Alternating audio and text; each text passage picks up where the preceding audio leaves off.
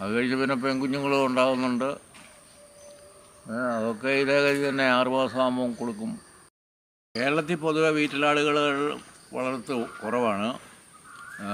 വീട്ടിലാടുകളുടെ സങ്കേത കേന്ദ്രം പഞ്ചാബാണ്. പഞ്ചാബിലാണ് ഈ വീട്ടിലാടുകൾ മെയിനായിട്ടുള്ളത്. പക്ഷേ കേരളത്തിൽ അത്രയൊന്നും പ്രാബല്യത്തിൽ വന്നിട്ടില്ല. അതുകൊണ്ട് ഇപ്പോൾ കുഞ്ഞുങ്ങളെയൊക്കെ വിറ്റ് പോകാൻ എളുപ്പമുണ്ട്.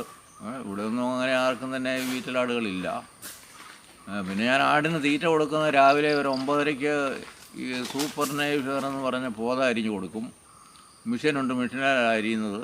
അല്ലെ മറ്റേ കൈതപ്പോള അരിഞ്ഞു കൊടുക്കും. അതും അവർക്ക് വലിയ ഇഷ്ടമാണ്, കൈതപ്പോള. അങ്ങനെ രാവിലെ ഒരു 9:30-ക്ക് കൊടുക്കും. പിന്നെ ഉച്ച കഴിഞ്ഞൊരു 4 മണിക്ക് കൊടുക്കും. അങ്ങനെ 2 നേരമേ അത് കൊടുക്കുള്ളൂ.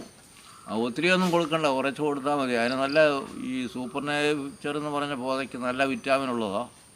അതിനാണ് 18% പ്രോട്ടീനുള്ള പോതയാണെന്ന് പറയുന്നത്. അത്